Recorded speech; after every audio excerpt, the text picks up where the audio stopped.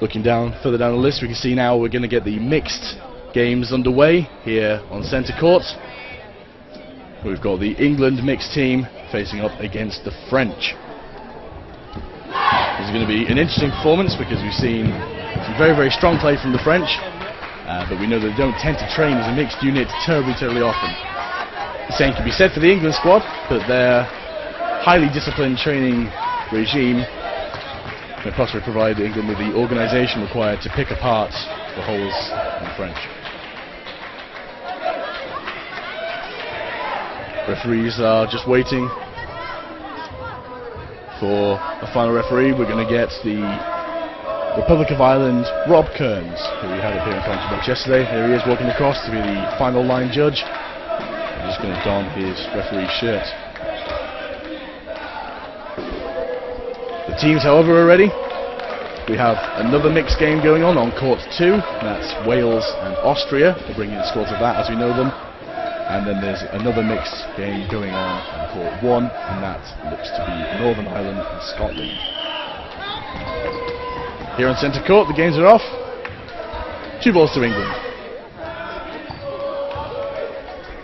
The throw ball jab there, just catching the knee of the French one there. As they reply with 2 balls that sail just underneath the dodge of number 9, Samuel Maycock. 2 balls harmlessly flying past the French player there. A slight dodge, just to confirm his safety. Once more, the ball's nice and strong, good throws, going straight past the English players. Jeff and Maycock coordinating their throws, just firing either side of the French mark. The counter comes back towards centre of the England lineup, easily dodged, and the French managed to pick off one of the England girls there, Megan Rose in the second. About whom I have a fact. What do we have? We've had her. She played England rounders and water polo for Leicester. Oh, good on her. England now leading by 2 players. Some nice athletic dodging from the French, and the nets at the back of the court, ensuring that the French now have 2 balls, and they're going to go back on the counter-offensive. Very, very soft throw from the French player there, but she was hit well before that landed, and the play goes out. Very, very strong throw, strong reply from the French, but goes into the waiting arms of the ludicrously tall Ben Alsop. 2 women there from England throwing against the one remaining French player, as she bats the balls back across the England team. Looking for any error, any chink in the armour. Fortunately there is none, and the artillery barrage finishes off the French in that first game in this best of 7 mixed quarter-final. And you see the training regimen really counting their perfectly timed releases from the England team. French possibly shocked into action by this. They're looking to try and make some impact on the English team now. Try and shake that steady base of confidence when they come into this game. 2 balls France. And a quick count at the very start. So he's once again number 7, Megan Rose. Now very, very early on. Early lead for France. But the referee's blown his whistle. That's why we only had 1 French ball released then. Unfortunately, it was a lovely catch there taken by the England number 20. About whom I have a fact. She's the one with the giant African land snail. Fair cop. Some odd pets in the English women's ranks. I mean, I suppose you can't lose one, can you? Did you put the snail in the lead? No. Just go get it. 2 balls France this time. Number 20 there. Emily not quite so lucky with the catch. She closes her arms a little too late. The ball is already miles away. However, 2 catches there from Bethany and Sam Maycock, thinning out the French ranks. And a quick hit there leaves the French with just 2 players. Ball bounced before it made it into the arms of Ben Alsop as he reconsiders his throwing option. This time joined by Ed Pickering.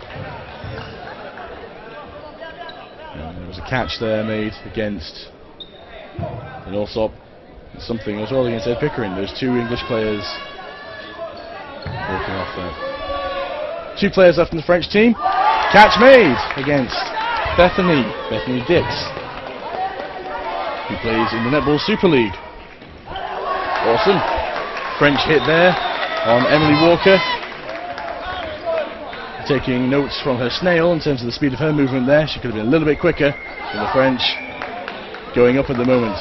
3 balls from France, looking for a quick offensive to try and get more than just a 1-player lead against England. And they get it. A hit there on number 7, Megan Rose, leaving just a highly experienced, flamboyant dodger, Sam Maycock, for England in this mixed quarter-final. A simple jump for him, and down.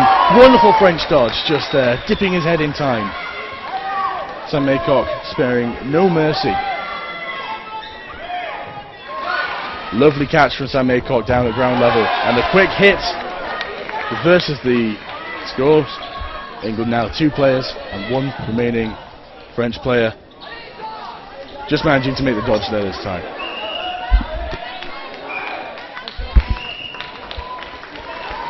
And as the referee calls time, the French held on for so long, but in just the final moments there, some quick play from Sam Maycock for England, a quick catch, a wonderful fast counter, put England back on top, and they take the second game as they're looking for no doubt a 4-0 victory from them. Mixed game underway over on court 2. We have the Wales Dragons and these are the Swiss. Yes, I get it right this time. The Swiss and the Wales Dragons. At the minute, it's 2 games to Wales Dragons, 0 to Swiss. Third game here underway on the centre court. Quick start from England. Unfortunately, their balls missed their mark completely. This time it's good. Megan Rose taking a nice safe catch in the air, little hop. The very same injury that broke the metatarsal of Richard Carr for the captain from Wales. A good quick couple of hits there from the English team against the French.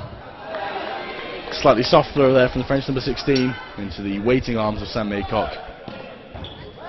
This time a fantastic catch from the French woman there against Ed Pickering, who will take a very, very slow walk off the court. French now 3 players against the English 4. Still very, very much in this game. But as the French throws, while not lacking in power and nice and low, it's not too difficult for the English team to hop over them smartly. Bill Jeb there, hitting the player as he makes his floor dodge for the second time, not quite so successful.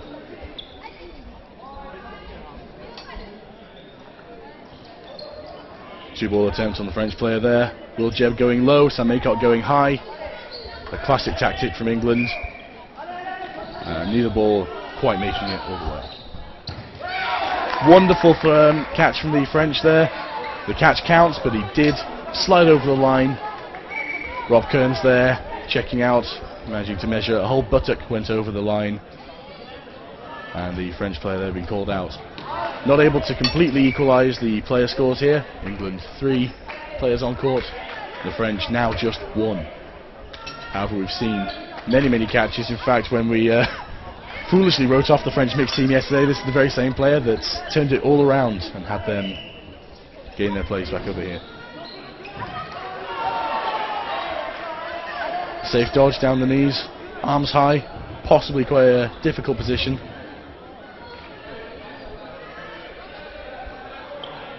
Relentless English throws, again one high, one low from Jevon Maycock, catching the French player directly on the knee. She went down. There he is, number 11, Will Jeb. He likes horses best of all the animals, I know he said yesterday. They are his friends. And a solitary English flag there being waved in the stands. Lovely to see some support coming from all across Europe. Looks like one of the teams are taking their time out.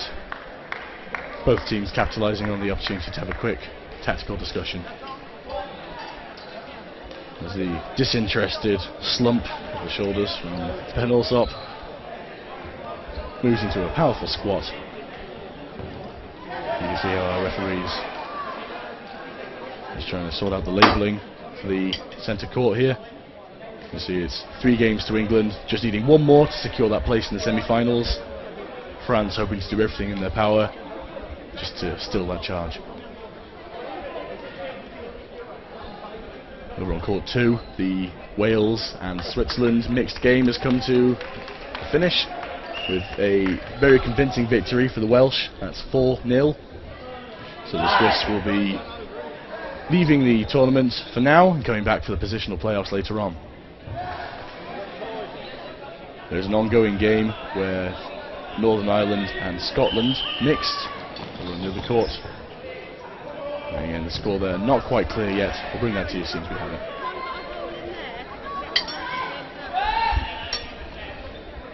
Back here on centre court, 2 balls with France, and we see a very, very quick counter from the near side England player, Ed Pickering, number 6. Nice little block there from the French. Gives them possession. All 3 balls. There will play a deficit here of 1. Ball release slightly late there. And the staggered throws coming 2 and 1. Not really troubling the English defensive line at all. And Ben Alsop there on the line, preventing the French from turning their back on them for a single second. And in doing so, he's ensured that they can go for another one of the England set pieces. I expect to see high and low. This time both low, straight at the defensive ball there for the French. Number 10 there in the middle. 3 balls at the English number 20. That's Emily. Straight to the nets at the back. So we get to see another one of England's well-practiced 3-ball volleys. Retaining 1 ball in the hands of Ed Pickering, where we're likely to see a counter coming up. Here he comes down the side. Instead being told to hold the ball. So England are going to come in with another 3-ball attack.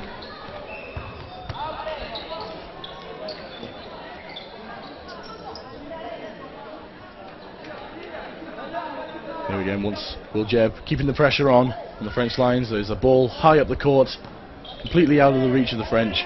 Now's a good opportunity for them to retrieve it, as England have no possession. 3 balls, they're coming in together. Again, not really troubling the English teams, not forcing any dodges just yet. The England throws a little bit more accurate, a little more precise, a little bit more vicious.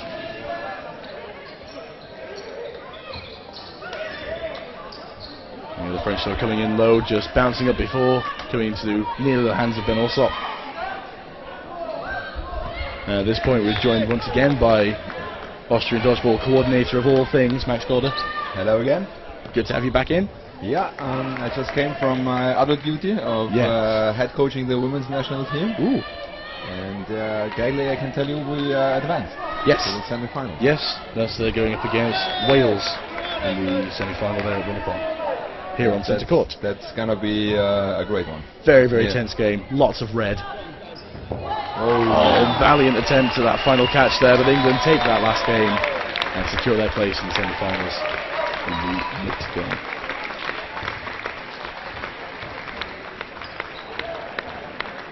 There's a quick note.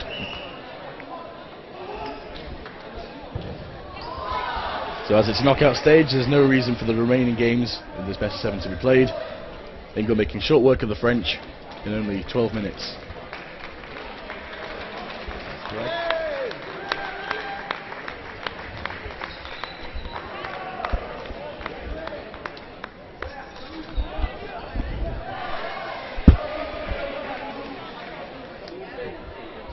So the next one coming up will be the mixed quarterfinal between Austria and Italy.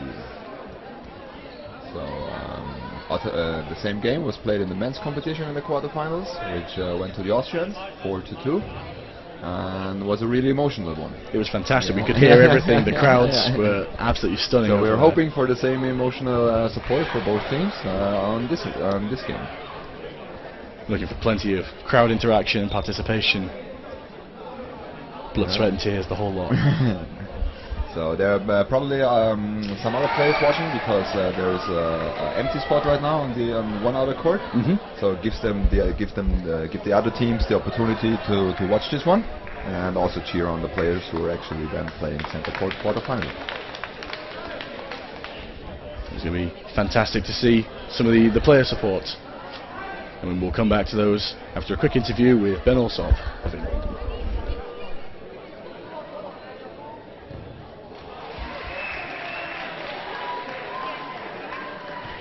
Ben, you made it to the semi-finals. What is going through your head right now? Basically, it's looking at who we've got next. I'm not sure. I think we have Italy, maybe. I'm not sure. But all it is focusing on the next game and making sure that we, as a team, are ready, prepared, keeping ourselves warm, and just ready to make sure that semi-finals isn't good enough for us. We need to be the final. We need to get that gold, and that's what we're really thinking about at this moment. But other than that, like playing the French in the quarterfinals, they had some ropey moments, and we've just got to remember that we've got to just keep it basic, and for us to just win. That's all we can really say. We know what to do, and we hopefully can execute it to perfection. Well, actually, Scotland and Northern Ireland are playing right now for the second spot in the semi-finals. So, against which country would you rather play? Either or. I mean, both will have good players. Both will have, if they on their day they could give us a good challenge. But we're ready for anyone, and that's all I can really say is we don't mind who we get. As long as we know how to play our game. It doesn't matter. We should win, hopefully. And how are you planning on preparing for the semi-finals? Well, most of us will be on a rest now. We'll just cool ourselves down a little bit just to make sure we're not going to pull any muscles or get any injury. A few of us might be switching in the men's and the women's games, so that'll keep us still warm. And then just before, we'll warm up, get our heads in the game, get a big team talk, know what we have to do, and go out and just execute. Okay, thank you for the interview, and wish you all the best. Thank you very much. Okay.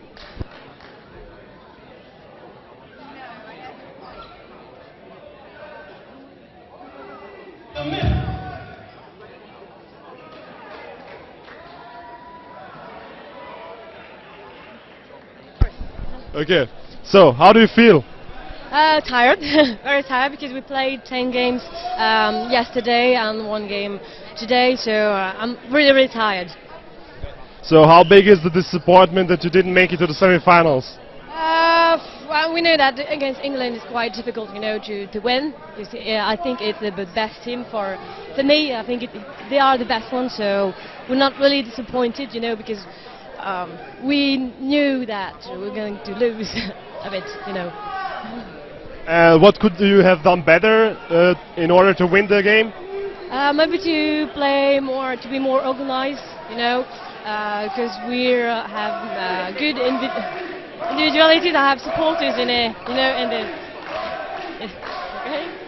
And maybe just to play better. Yes, thank you for the interview.